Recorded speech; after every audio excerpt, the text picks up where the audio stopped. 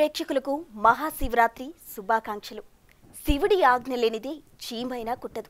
ఆ పరమశివుడి అనుమతి లేనిదే అరుణాచలంలో ఎవరూ అడుగుపెట్టలేరు. ఆ స్వామిని దర్శించుకోలేరు. పంచభూత శివలింగ క్షేత్రమైన అరుణాచలంలో ఆ అరుణగిరిని సాక్షాత్తు దైవ స్వరూపంగా ఎందుకు భావిస్తారు? అరుణాచలం చరిత్రేంటి? ఈ శైవ క్షేత్రానికి ఉన్న విశిష్టతేంటి? అరుణాచల దర్శనం వల్ల ఏం జరుగుతోంది?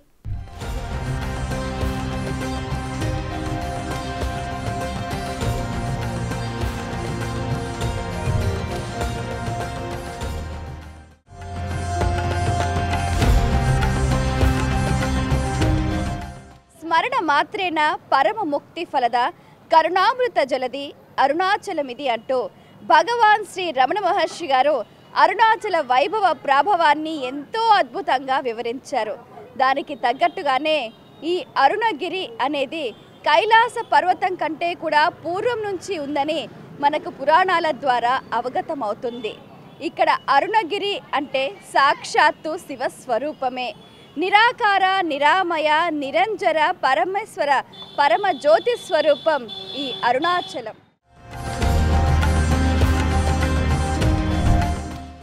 మహేశ్వర లీలా విన్యాస వైభవాచలం.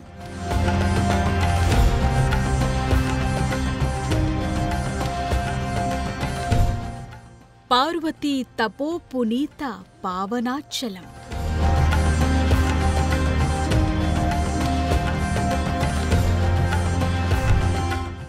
నిగ్రహానుగ్రహాన్ని పొందిన రమణ సిద్ధాచలం.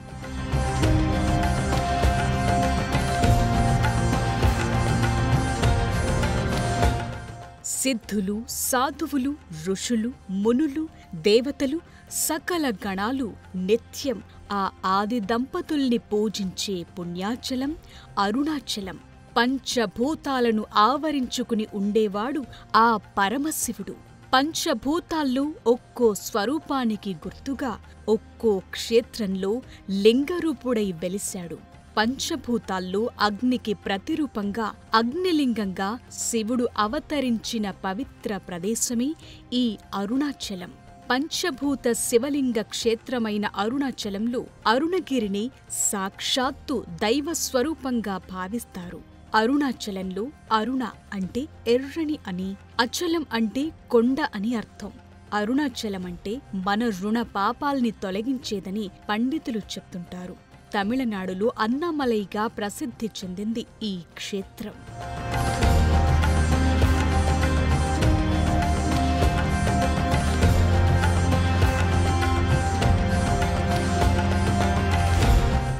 తమిళంలో తిరువన్నామలై అంటే శివభక్తులు కైలాస పర్వతంగా భావిస్తారు. తిరు అంటే శ్రీ అని, అన్నామలై అంటే పెద్ద కొండ అని అర్థం. మన దేశంలోని గొప్ప పుణ్యక్షేత్రాల్లో అరుణాచలం కూడా ఒకటి.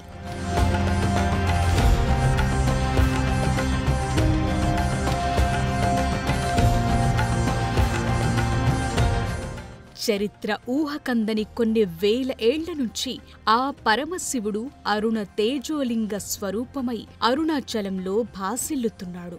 అరుణాచల పర్వతానికి సమీపంలో 25 ఎకరాల్లో నలుదిశలా టీవీగా నిలిచి ఉన్న గోపురాలతో అద్భుతంగా కనిపిస్తుంది ఈ క్షేత్రం. ఆకాశాన్నంటే గోపురాలు అద్భుతమైన శిల్పకళా సౌందర్యంతో అలరారుతోంది. 4 ద్వారాలు, 5 ప్రాకారాలు, 9 గోపురాలతో నిర్మితమైంది ఈ ఆలయం. ప్రధాన దేవాలయంలో ఉపాలయాలు, తీర్థాలు ఎన్నో ఉన్నాయి. ఆలయానికి తూర్పున ఉన్న ప్రధాన రాజగోపురాన్ని శ్రీకృష్ణదేవరాయలు నిర్మించారని చెప్తారు. తూర్పు రాజగోపురం గుండా లోపలికి ప్రవేశిస్తే ఆ పక్కనే 1000 కాళ్ల మండపముంటుంది. అలా ఒక్కో గోపురానికి ఒక్కో ఘనమైన చరిత్ర ఉంది. ఇక కాలగర్భంలో దివ్యమంగళ స్వరూపంతో కొలువైన స్వామివారు నయన మనోహరంగా ఉంటారు. దీన్ని తేజోలింగం అంటారు. సన్యాసి జీవితం ద్వారా కర్తవ్యం, ధర్మం, త్యాగం, విముక్తికి ప్రతీకే ఈ అగ్నిలింగమని చెప్తుంటారు.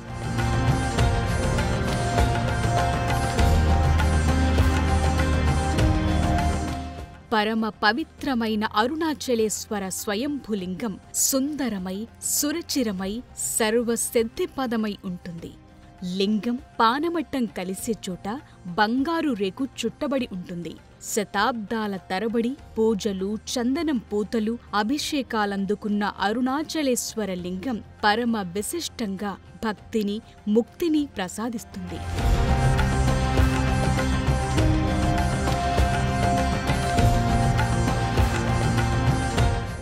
ఆది దేవుని అపారమైన అనుగ్రహానికి ఆలవాలం అరుణాచలం.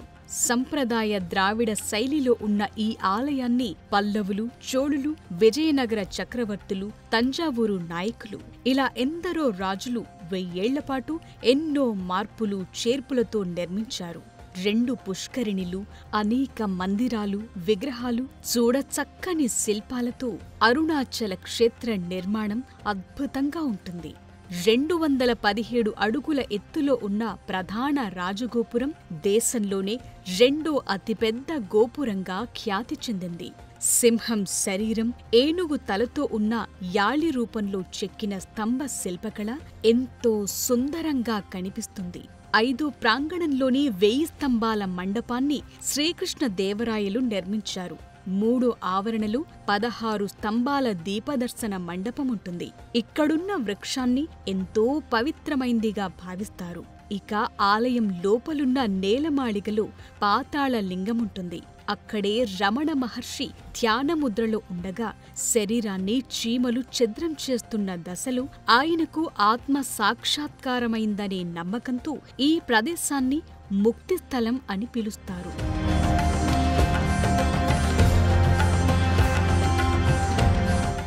ఈ క్షేత్రంలో జరిగే కార్తీక దీపోత్సవానికి ఎంతో ప్రాముఖ్యత ఉంది. ఈ ఉత్సవాల్లో పాల్గొనేందుకు వివిధ రాష్ట్రాల నుంచి శివభక్తులు లక్షలాదిగా తరలివస్తారు. ఈ క్షేత్రంలో జరిగే మరో ప్రసిద్ధమైన ఉత్సవం తిరువుడల్ ఉత్సవం. ఆది దంపతుల ప్రణయ కలహోత్సవాన్ని ఇక్కడి అర్చకులు అద్భుతంగా నిర్వహిస్తారు. ఇవి మాత్రమే కాదు, ప్రతి నెల త్రయోదశి నాడు ప్రదోష వేళలో నందికి నిర్వహించే అభిషేకం నేత్రానంద భరితంగా ఉంటుంది.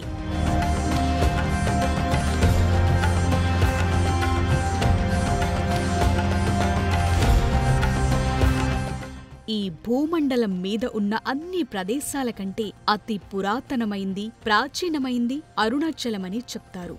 హిమాలయాల ఆవిర్భావం కంటే పూర్వం నుంచే అరుణాచలం ఉందని పురాణాలు చెప్తున్నాయి. అందువల్ల చిదంబరాన్ని దర్శించినా, కాశీలో మరణించినా, తిరువారూరులో జన్మించినా కలిగే మోక్షప్రాప్తి ఒక్క అరుణాచలం అన్న పేరుని ఉచ్చరించినా చాలు ముక్తి లభిస్తుందని నమ్ముతారు. జీవిత పరమార్థాన్ని తెలుసుకోవాలనుకునే వాళ్ళు ఈ క్షేత్రాన్ని తప్పక దర్శిస్తుంటారు.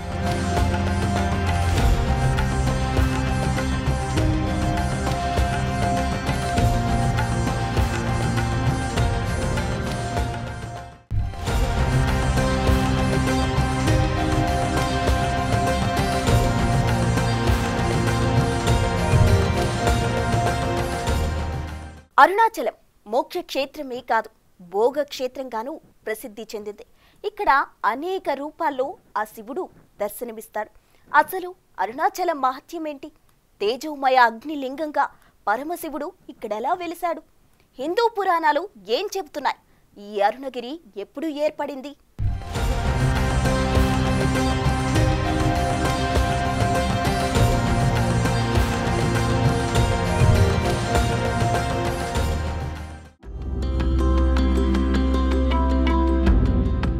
అరుణాచల క్షేత్ర మహత్యం గురించి స్కంద పురాణం, బ్రహ్మాండ పురాణం, బ్రహ్మవైవర్త పురాణం, శివపురాణం, అరుణాచల పురాణంలో అద్భుతంగా వర్ణించారు. అరుణగిరి సృష్టి ఆది కాలంలో ఏర్పడిందంటారు. మహాప్రళయ కాలంలోనూ అరుణగిరి నిలిచే ఉంటుందని ప్రతీతి. అరుణాచల క్షేత్రం మూలాలు తెలియాలంటే పురాణాల్లోకి వెళ్లాల్సిందే. సృష్టి ప్రారంభం సమయంలో బ్రహ్మ, విష్ణువు మధ్య ఎవరు గొప్పవారు అన్న వివాదం తలెత్తింది. దీనిని పరిష్కరించేందుకు ఆ పరమశివుడు భారీ అగ్నిస్తంభంగా అవతరించాడు. తన కిరీటాన్ని, పాదాలని కనుగొనమని బ్రహ్మ, విష్ణువులకు సవాల్ చేశాడు. అప్పుడు శ్రీ మహావిష్ణువు వరాహ రూపంలో భూమిలోకి లోతుగా వెళ్లాడు. బ్రహ్మహంస రూపాన్ని తీసుకుని ఆకాశంలోకి ఎగిరిపోయాడు. అయితే ఇద్దరూ శివుని అగ్ని రూపానికి సంబంధించిన ఆది అంతాలను కనుగొనలేకపోయారు.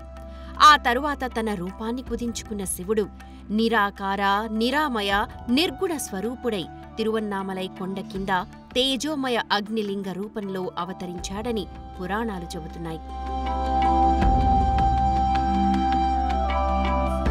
ఈ ఆలయానికి సంబంధించిన మరో ముఖ్యమైన పురాణగాథ ఏమిటంటే, జగన్మాత పార్వతీదేవి ఒకసారి సరదాగా శివుని కళ్ళని మూయడం వల్ల లోకం అంధకారమైందంటారు. దీనికి ప్రాయశ్చిత్తంగా ఆమె అరుణాచలం కొండపై తీవ్రమైన తపస్సు చేసిందని, అప్పుడు శివుడు జ్వాలా రూపంలో ప్రత్యక్షమై లోకానికి వెలుగునిచ్చాడని చెబుతారు. ఆ తరువాత గౌరీదేవికి తన దేహంలో స్థానమిచ్చి అర్ధనారీశ్వరుడిగా మారి అరుణాచలంలో వెలిశాడని అంటారు. అంతేకాదు, దేవేంద్రుడి అహం తొలగించేందుకు శివుడు జ్యోతి స్వరూపంలో ప్రత్యక్షమయ్యాడని మరో పురాణగాథ. గౌతమి మహర్షి తపస్సు చేసి పరమేశ్వరుని అనుగ్రహం పొందింది ఇక్కడే. ఆది భిక్షువుగా ఆదిదేవుడు భిక్షాటన చేసిన తొలి ప్రదేశం అరుణాచలమే. భృంగి మోక్షం పొందిన స్థలం కూడా ఇదే. చంద్రుడు, ఇంద్రుడు, సూర్యుడితో పాటు మరెందరో దేవతలు శాప విమోచనం పొందిన ప్రదేశం అరుణాచలం. బ్రహ్మదేవుడి మోహం తొలగినది, శుక్రాచార్యులు దృష్టి పొందింది, లక్ష్మీదేవి కుబేరుని గురించి తపస్సు చేసింది ఈ అరుణాచలంలోనే. పరమశివుడే అగ్నిస్తంభంగా అవతరించిన ఈ అరుణాచలం వివిధ యుగాల్లో వివిధ రూపాల్ని సంతరించుకున్నట్లు పురాణగాథలు చెబుతున్నాయి. కృతయుగంలో అగ్నిగా, త్రేతాయుగంలో మాణిక్యంగా, ద్వాపర యుగంలో బంగారంగా, కలియుగంలో శిలగా రూపాంతరం చెందింది. అరుణగిరి 43 కోణాలు కలిగిన శ్రీచక్రంగా చెబుతారు. అరుణగిరి పైభాగం శ్రీచక్ర మేరవుగా భావిస్తారు. ఈ కొండకు ఎందుకింత ప్రాముఖ్యత అంటే, ఇక్కడ నివసించే జీవులు ఏ సాధనాలు, పూజలు, నోములు, వ్రతాలు, నియమాలు ఏవీ లేకుండానే ముక్తిని పొందుతాయనేది శివుని ఆజ్ఞ. ఎందరో మునులు, దేవతలు, సిద్ధులు, యక్షులు అరుణగిరిని సేవించి ధన్యులయ్యారు. వారి పేరులో లింగాలు, దేవాలయాలు అరుణాచలం చుట్టూ ఏర్పడ్డాయి. అష్టదిక్కుల్లో అష్టలింగాలు కొలువుతీరాయి. అనేక మంది ఋషులు ఇక్కడే తపస్సు చేసి నిర్వికల్ప సమాధిని, సహజ సమాధిని పొందారు. ముక్కోటి దేవతలు, అష్టదిక్పాలకులు అరుణాచలాన్ని అనేక రూపాల్లో ఆరాధించారు. అరుణాచలంలో ఎందరో యోగులకు, సిద్ధులకు అనుబంధం ఉంది. రమణ మహర్షి అరుణాచలాన్ని ఆత్మస్వరూపంగా భావించేవారు. ఇది కేవలం మోక్షక్షేత్రమే కాదు, భోగక్షేత్రంగానూ ప్రసిద్ధి చెందింది. ఇక్కడ శివుడు అనేక రూపాల్లో దర్శనమిస్తాడు. గర్భాలయంలో కొలువైన అగ్నిలింగంగానూ, అరుణగిరి రూపంలోనూ, శిఖరం పైన వటవృక్షం కింద దక్షిణామూర్తి స్వరూపంగానూ వెలుగొందుతున్నాడు. అంతేకాదు, సాక్షాత్తు ఆ శివ పార్వతులే అరుణాచలంలో ప్రతిరోజు తిరుగుతారని మరో నమ్మకం. పరమశివుడు, జగన్మాత పార్వతి నడయాడే నేలలో ఒక్కసారైనా అడుగు పెట్టాలని ఎంతో మంది శివభక్తులు పరితపిస్తుంటారు. అక్కడ అగ్ని రూపంలో కొలువై ఉన్న శంకరుణ్ణి దర్శించుకోవాలని అనుకుంటారు. ఈ పవిత్ర భారత నేలపై ఎన్నో దేవాలయాలు, మరెన్నో క్షేత్రాలు ఉన్నాయి. మరెక్కడా లేని విధంగా అరుణగిరి చుట్టూ 300 ఆశ్రమాలు ఉన్నాయి. నిత్య అన్నదానాలు, మరెన్నో ఆధ్యాత్మిక కార్యక్రమాలు నిత్యం జరుగుతూ ఉంటాయి. ఈ ప్రదేశంలో చేసే ఏ పుణ్య కార్యానికైనా శివానుగ్రహం లభిస్తుందనేది భక్తుల విశ్వాసం.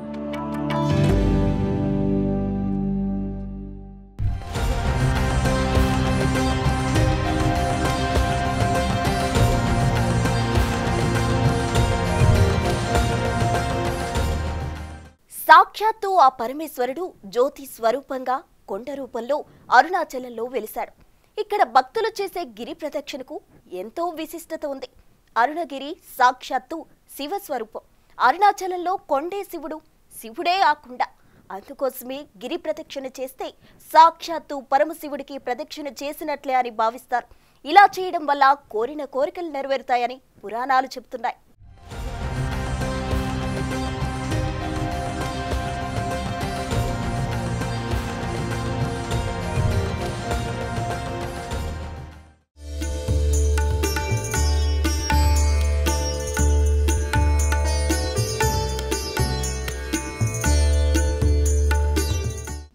కృతయుగంలో రత్నాచలంగా, త్రేతాయుగంలో కనకాచలంగా, ద్వాపర యుగంలో రజతాచలంగా, ఈ కలియుగంలో అరుణాచలంగా ప్రసిద్ధి పొందింది ఈ పుణ్యక్షేత్రం. ఈ అరుణాచలానికి అరుణగిరి, శోణనగిరి, సుదర్శన నగరి అన్న నామాలున్నాయి.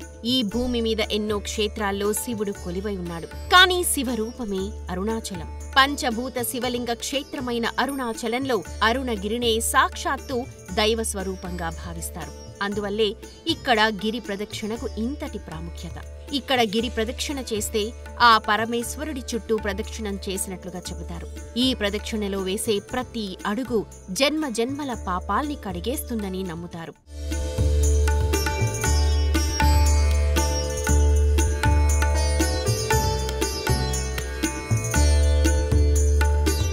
అరుణాచలాన్ని సందర్శించే వాళ్ళెవరైనా తప్పకుండా గిరి ప్రదక్షిణ చేస్తారు. కొందరు పౌర్ణమి తిథి చూసుకుని మరీ ఈ క్షేత్రాన్ని దర్శించి గిరి ప్రదక్షిణ చేస్తారు.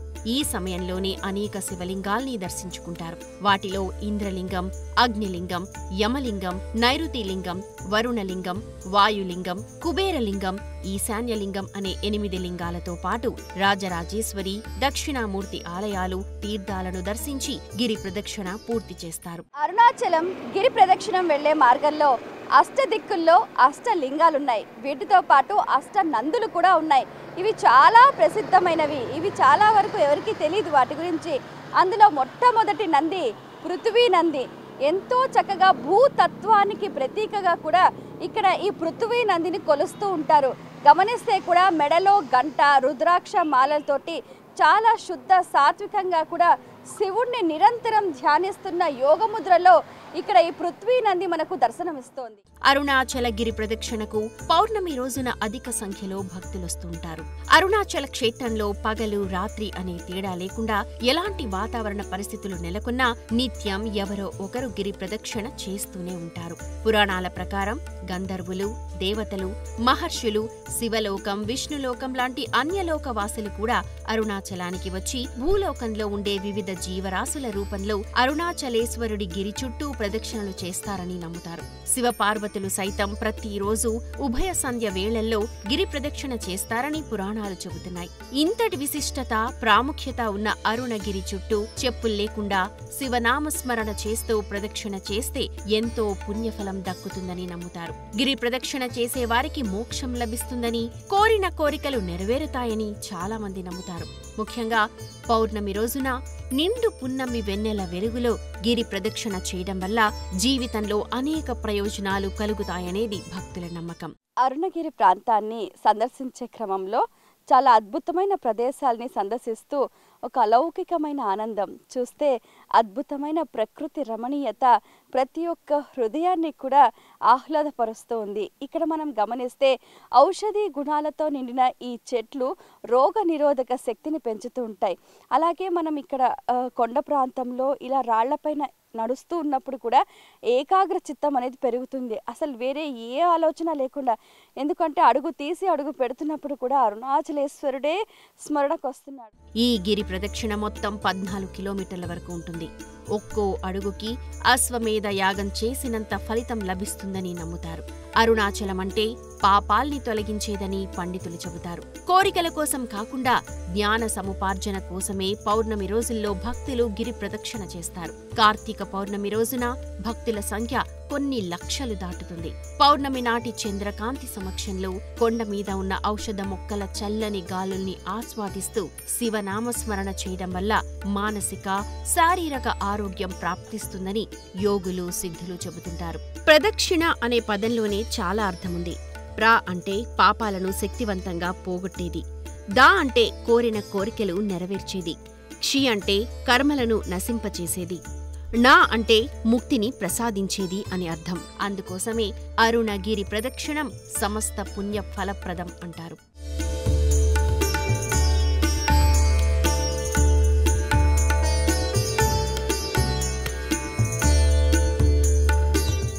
అరుణాచల దర్శనం చేసుకోలేకపోతున్నామని బాధపడేవారు కేవలం అరుణాచల స్మరణతోనే ముక్తిని పొందుతారని చెబుతుంటారు పండితులు. ఆ పరమేశ్వరుని అరుణాచల శివ అని ధ్యానించినంతటనే జన్మ జన్మల పాపాలు నశిస్తాయంటారు. యుగ యుగాలకు ఆధ్యాత్మిక శక్తి కేంద్రంగా వెలుసిల్లుతోన్న అరుణాచలాన్ని జీవితంలో ఒక్కసారైనా దర్శనం చేసుకోవాలని చెబుతారు. అగ్నిలింగంగా కొలువైన ఈ క్షేత్రాన్ని దర్శిస్తే జన్మ జన్మల పుణ్యఫలం దక్కుతుందంటారు.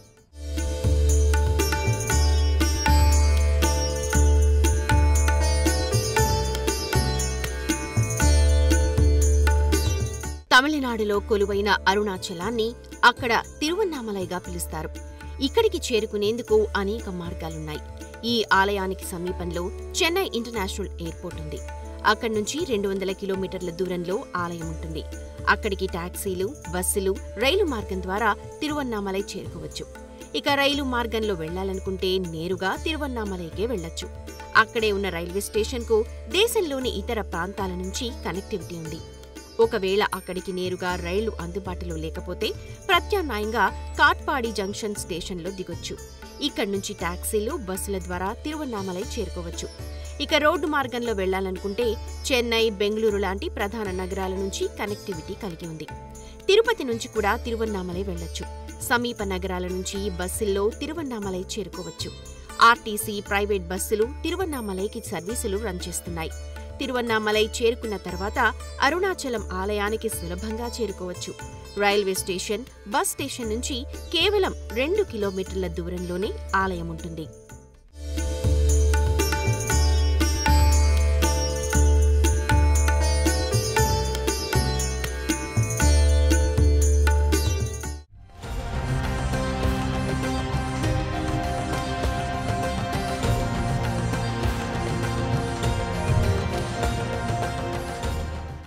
ఇది ఇవాల్టి అద్వితీయం అరుణాచలం స్పెషల్ ప్రోగ్రాం. మరోసారి బిగ్ టీవీ ప్రేక్షకులందరికీ మహాశివరాత్రి శుభాకాంక్షలు.